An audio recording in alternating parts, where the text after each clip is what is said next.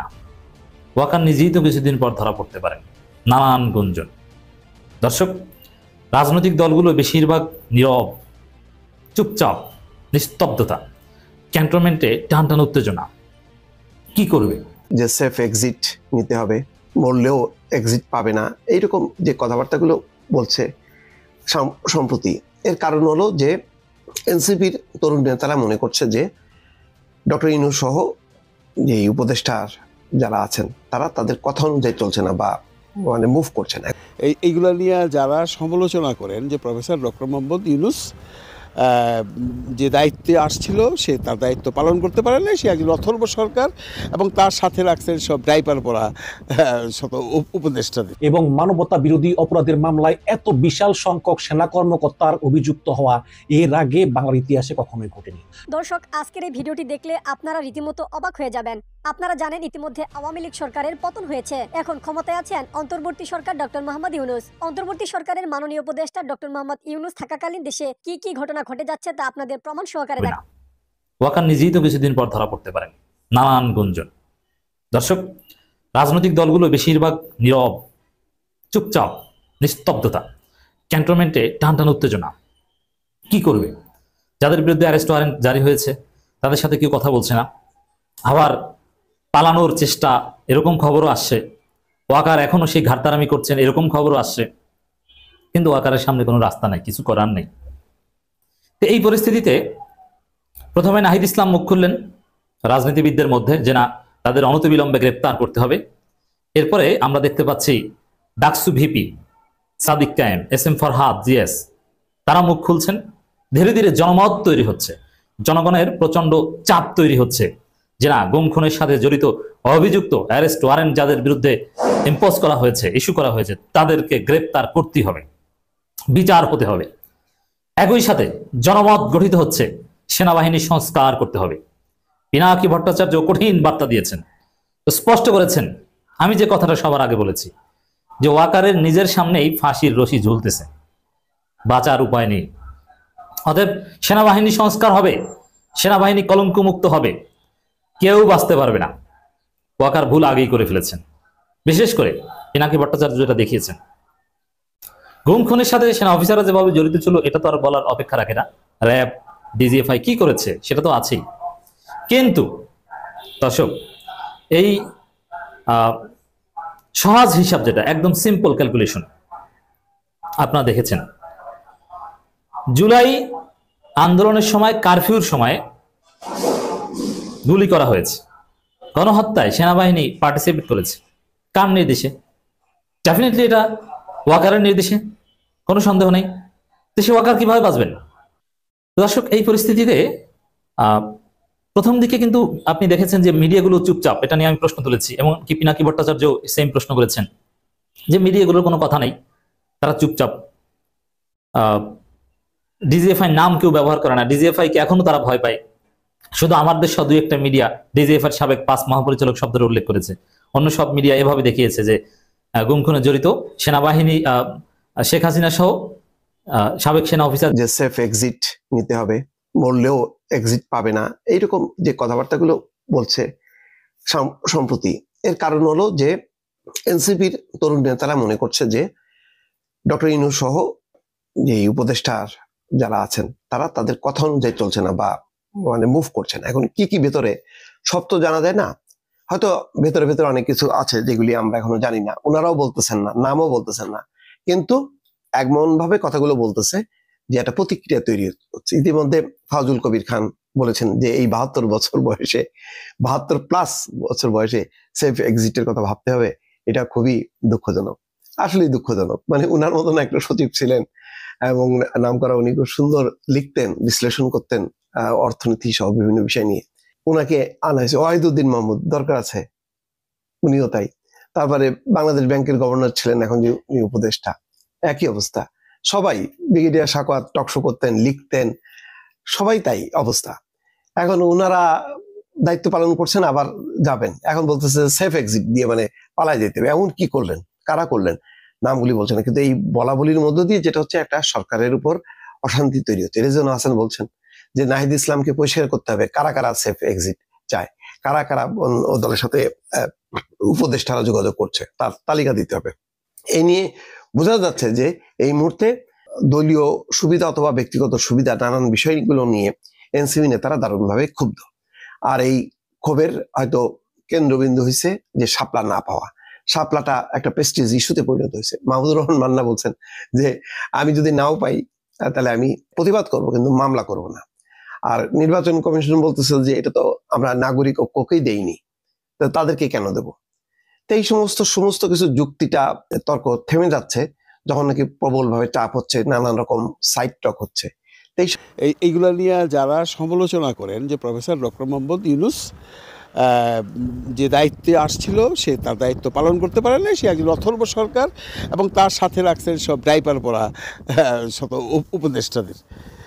তাদেরকে আমি একটু মানে বিনয়ের সাথে বলতেছি যে আপনারা একবার ভাবেন তো ভাই, যারা বদনাম করেন প্রফেসর ডক্টর মোহাম্মদ ইউনূস সাহেবের, এই 5ই আগস্ট বা 8ই আগস্টে যদি প্রফেসর ডক্টর মোহাম্মদ ইউনূস বাংলাদেশের সরকার গঠন না করতো, কে হইতো বাংলাদেশের সরকার?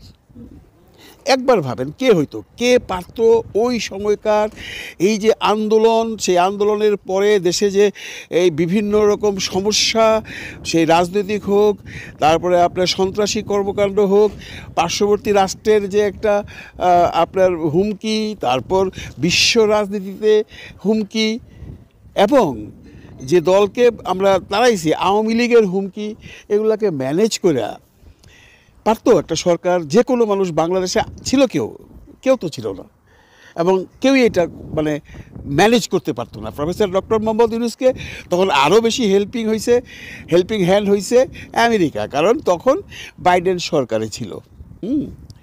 যে কারণে প্রফেসর ইউনূসের একটা চুলও কেউ বাঁকা করতে পারে নাই বাইডেন যতদিন ছিল। তারপর যখন ট্রাম্প আসছে তখন কিছু সমস্যা হয়েছে। ট্রাম্পের সাথে প্রফেসর ডক্টর মোহাম্মদ ইউনূসের সম্পর্ক এত মানে ভালো ছিল না, বিরাগভাজনই ছিল বলা যায়। কিন্তু তখন কিন্তু অনেকেই বলছে যে ট্রাম্প আসছে, এখন ইউনূসের লাথি মেরে খাদায় দিবে। আমি এতগুলো কথা কেন বললাম দেখেন, এই যে আজকে 3 দিন যাবৎ বাংলাদেশে যে গুম খুন কমিশনের মামলাটা হয়েছে, এতগুলো আর্মি অফিসার সহ 6 জন রাজনৈতিক নেতৃবৃন্দ এবং 24 জন আর্মি অফিসার, এরকম 24 জন আর্মি অফিসারকে কনভিক্টেড করছে কোনো দেশ running major general, lieutenant general পদমর্যাদার অফিসারদের, এরকম কোনো দেশ পৃথিবীতে নাই। 2-4টা আছে, সেইগুলোর মধ্যেও বাংলাদেশের নামটা এখন যোগ হইল। এত অফিসারের বিচার, এটা কি আপনি মনে করেন যে XYZ যদি সরকারে আসতো তাহলে এই গুম খুম কমিশনের এই বিচারটা হইতো না? হয়তো বা পরবর্তী সরকার যেই আসবে তারাও করতো কিনা সন্দেহ আছে, কারণ কেউই চায় না দেশে নিজের স্বার্থের বাইরে অন্য কোনো কাজ করতে। প্রফেসর ডক্টর মোহাম্মদ ইউনূস কিন্তু তার স্বার্থটা দেখে নাই।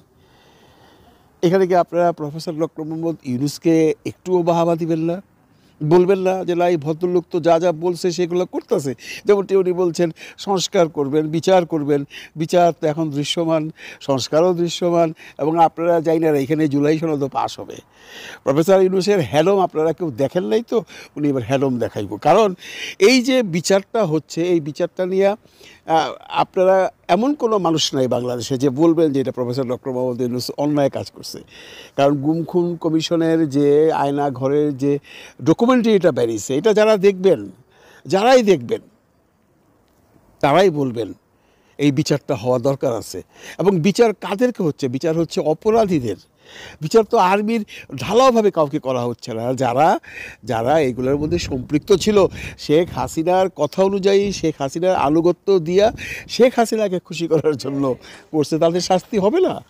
এবং এই শাস্তি কি আপনারা মনে করেন এই প্রফেসর ডক্টর মোহাম্মদ ইউনূস ছাড়া অন্য কোনো লোক পারত দিতে? আপনারা তো এটাও জানেন যে এই বিচারটা আর্মির নিয়ম অনুযায়ী করবার জন্য ওয়াকারুজ্জামান স্যার অনেক চেষ্টা করছেন। উনি প্রফেসর ডক্টর মোহাম্মদ ইউনূসের সাথে নেগোসিয়েশন করতে চাইছেন, এবং আইসিটি অ্যাক্টের সাথে, আইসিটি মামলায় যারা জড়িত তাদের সাথে কম্প্রোমাইজ করতে চাইছেন, প্রেসিডেন্ট পর্যন্ত গেছেন, কিন্তু কোনো অবস্থাতেই সরকার এখান থেকে সরে নাই। এইখানেই হলো ইউনূসের বাহাদুরি। এটা কত বড় রিস্ক উনি নিছেন আপনারা একটু ভাবেন। কোনো সমালোচনা করবার আগে ভাবেন। এখন নতুন করে প্রশ্ন আসতেছে যে তাহলে দেশে কি খুব খারাপ কিছু একটা হচ্ছে? না, আপনারা বাংলাদেশে যারা আছেন, যারা এই ভার্চুয়াল মিডিয়াতে নেই, যারা টেলিভিশন দেখেন, এবং মানবতা বিরোধী অপরাধের মামলায় এত বিশাল সংখ্যক সেনা কর্মকর্তার অভিযুক্ত হওয়া এর আগে বাংলার ইতিহাসে কখনোই ঘটেনি। সুতরাং এটা একটা বিরল এবং একটা এক্সট্রা অর্ডিনারি ঘটনা। এই কারণেই এই ঘটনা আরো ব্যাপক আলোচনা দাবি রাখে। অবশ্যই আপনারা জানেন যে বিএনপি এবং জামাত তাদের ভোটের যে রাজনীতির হিসাব নিকাশ, এটি তারা চুপ আছে। এবং বিএনপির সঙ্গে জেনারেল ওয়াকারুজ্জামানের ভালো সম্পর্ক, যদিও এনসিপি তারা সরাসরি আন্তর্জাতিক অপরাধ আদালতের এই সিদ্ধান্তকে সমর্থন জানিয়েছে। গতকালকে নাহিদ ইসলাম তার ফেসবুক পোস্টে বলেছেন যে এই বিচার হতেই হবে, এবং একটু আগে জনাব সার্জিস আলম, এনসিপির যুগ্ম আহ্বায়ক, তিনি ফেসবুক পোস্টে বলেছেন, আন্তর্জাতিক অপরাধ ট্রাইব্যুনালের চিফ প্রসিকিউটর জনাব তাজুল ইসলাম, আপনার সাথে পুরো বাংলাদেশের ছাত্র জনতা আছে, মেরুদণ্ডটা এভাবেই সোজা রাখবেন। বিবেক বিবর্জিত কাপুরুষোচিত জীবনের চেয়ে শির দ্বারা সোজা করে একদিন বেঁচে থাকা অধিক শ্রেয়। তিনি এই ফেসবুক পোস্টে তাজুল ইসলামের একটা ছবিও দিয়েছেন। আপনারা জানেন যে তাজুল ইসলামই হচ্ছে মাস্টার মাইন্ড এই সব মামলাগুলোর প্রমাণ জোগাড় করে, সাক্ষী জোগাড় করে, ভিডিও এভিডেন্স, অডিও এভিডেন্স সবকিছু জোগাড় করে একটা কংক্রিট এভিডেন্স সহকারে উপস্থাপন করে তিনি আন্তর্জাতিক অপরাধ ট্রাইব্যুনালে জমা দিয়েছেন।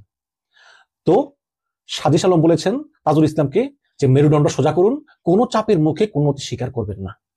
তার মানে আমরা এনসিপি কে শুধু পেলাম যে এই দুটো গ্রেপ্তারি পরোয়ানা সমর্থন জানাতে, বিএনপি এবং জামাত ইসলাম তারা চুপচাপ ভোটের রাজনীতির হিসাব নিকাশে, এটা বোঝা গেল। এখন সেনাপ্রধান জেনারেল ওয়াকারুজ্জামান, তিনি কিন্তু একটা কথা বলি আমি, তিনি কিন্তু এই বিচারে কোনো বাধা এখন পর্যন্ত দেননি। অনেকে অনেক কথা বলে, তিনি যা করতে চেয়েছেন, তিনি চেয়েছেন বিভিন্ন জনের সঙ্গে পরামর্শ করে আইনি সহায়তা দিয়ে যাতে আইনের মাধ্যমে এই শাস্তিটাকে লঘু করা যায়, আদালতের নির্দেশের মাধ্যমে, কিন্তু আর আদালত তো তার অধীনে না। এবং তিনি চান যে এই বিচারগুলো সেনা আইনে হোক, যেহেতু তারা সেনাবাহিনীর কর্মকর্তা, সেহেতু এই বিচারগুলো সেনা আইনে হোক। কিন্তু সরকার বলতেছে যে যেহেতু এই অন্যায়গুলো সিভিলিয়ানদের সঙ্গে হয়েছে, মানে তারা গুলি করে মেরেছেন সিভিলিয়ানদেরকে, প্লাস যখন তারা মেরেছেন তখন তারা কিন্তু সেনাবাহিনীতে ছিলেন না, তারা ওয়াকারের কমান্ডে ছিলেন না, তারা ছিলেন স্বরাষ্ট্র মন্ত্রণালয়ের কমান্ডে, বিজিবি, এনটিএমসি, ডিজিএফআই, র্যাব এসবে ছিলেন। সুতরাং এই বিচারটা সাধারণ আদালতেই হওয়া বাঞ্ছনীয়। প্লাস উদাহরণ দেওয়া যায় যে 15ই আগস্ট বঙ্গবন্ধু হত্যার সময় যেই সব সামরিক কর্মকর্তারা অভিযুক্ত হয়েছিলেন, তারা কিন্তু সামরিক কর্মকর্তা হওয়া সত্ত্বেও তাদেরকে সাধারণ আইনে বিচার করা হয়েছিল। মানে যে সময় বঙ্গবন্ধু তারা হত্যা করে তখন তারা সামরিক বাহিনীতে চাকরিরত অবস্থায় ছিলেন, বাট তাদের বিচার করা হয়েছে সাধারণ আইনে। প্লাস শেখ হাসিনার আমলে নারায়ণগঞ্জে যে র্যাব সদস্য কর্তৃক 7টা খুন সংঘটিত হয়, সেই খুনের মামলায় সেই র্যাবের তৎকালীন commander lieutenant colonel Tareq Sayeed, Awami লীগের এমপি মায়ার জামাই, সে সহ মেজর রানা সহ আরো অনেককে সাধারণ আদালতেই তাদের বিচার করা হয়, সামরিক আদালতে নয়। সুতরাং এইসব বিষয়গুলো আছে। তারপরেও জেনারেল ওয়াকারুজ্জামান প্রধান বিচারপতির সঙ্গে দেখা করেছেন এবং অন্যান্য তিনি আইনি পরামর্শ নিচ্ছেন। এখন যেহেতু তিনি সেনাবাহিনীর প্রধান, সবার অভিভাবক, কাজেই অভিযুক্ত সেনা কর্মকর্তাদের যাতে আইনি সহায়তাটা দেওয়া যায় আইনের মধ্যে থেকে, এটা তিনি চেষ্টা করছেন। আমি মনে করি যে এটা তার নৈতিক দায়িত্ব বটে। আইনি সহায়তা এটা সবার জন্য সমান এবং সবার এটা প্রাপ্য অধিকার। তো আবারও সেই প্রশ্ন, এই অভিযুক্ত সেনা কর্মকর্তা যারা সরাসরি এই জুলাই হত্যাকাণ্ডের সঙ্গে জড়িত, যারা শত শত ছাত্র জনতাকে গুলি করে হত্যা করেছেন, তাদের বিচারটা আসলে সামরিক আইনে হওয়া উচিত নাকি সিভিল আইনে হওয়া উচিত? এই বিষয়ে ব্যারিস্টার জ্যোতির্ময় বড়ুয়া বলেন যে যদি কোনো সেনা সদস্য বা সেনা কর্মকর্তা তাদের পেশাগত কাজ করতে গিয়ে কোনো ভুল ত্রুটি করে থাকেন, তাহলে তার বিচার হবে সামরিক আইনে। আর যদি কোনো সামরিক কর্মকর্তা বা সেনা সদস্য কোনো সাধারণ মানুষের উপর মানবাধিকার লঙ্ঘন করেন বা হত্যা করেন, তাহলে তার বিচার হবে সাধারণ আদালতে, মানে আন্তর্জাতিক অপরাধ আদালতে। আমার মনে হয় ব্যারিস্টার জ্যোতির্ময় বড়ুয়ার মতো একজন বিজ্ঞ আইনজীবীর এই ব্যাখ্যাটা গ্রহণ করা যেতে পারে। তার মানে এই অভিযুক্ত কর্মকর্তারা যেহেতু সেনা সদস্য হলেও তারা মানবতা বিরোধী অপরাধ করেছেন সাধারণ জনগণের বিরুদ্ধে, সুতরাং তাদের সেনা কোর্টে। দর্শক, সম্পূর্ণ ভিডিওটি দেখলেন, আশা করি বিষয়টি বুঝতে পেরেছেন। এই নিয়ে আপনার গুরুত্বপূর্ণ মন্তব্যটি অবশ্যই কমেন্ট বক্সে জানিয়ে দিবেন। ধন্যবাদ।